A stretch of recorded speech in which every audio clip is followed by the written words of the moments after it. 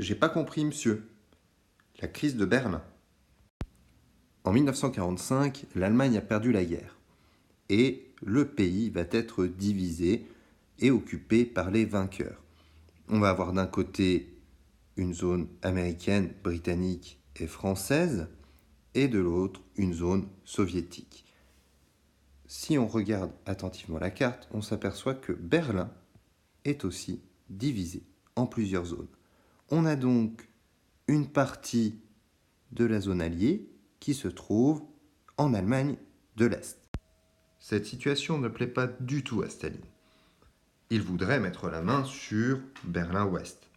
Et pour ce faire, à partir de juin 1948, il va décider de mettre en place un blocus. C'est-à-dire qu'il va isoler le territoire en coupant les accès et le ravitaillement. Mais les États-Unis, dirigés par Truman, vont mettre en place un pont aérien pour ravitailler la population.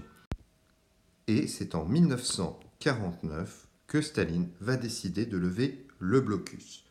C'est cette même année que la partie ouest va devenir la RFA, c'est-à-dire la République fédérale allemande, et de l'autre côté, la partie est devient la République démocratique allemande.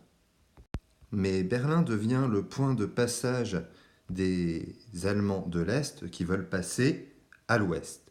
Et jusqu'en 1961, c'est près de 2 millions de personnes qui vont profiter de ce point de passage pour rejoindre l'autre partie de l'Allemagne, l'Allemagne de l'Ouest. À partir de 1961, l'URSS décide de construire un mur pour séparer les deux zones de Berlin. Attention, ce n'est plus Staline qui dirige l'URSS puisqu'il est mort en 1953. La ville est donc coupée en deux et des familles sont séparées. Kennedy, alors président des États-Unis, va prononcer un célèbre discours en 1963 où il va prononcer sa célèbre phrase « Ich bin ein Berliner » pour montrer qu'il soutient tous les Berlinois dans cette situation.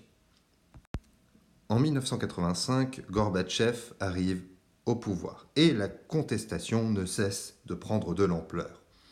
Dans la nuit du 9 au 10 novembre 1989, la population allemande décide de passer en masse de la partie est à la partie ouest et le mur est détruit.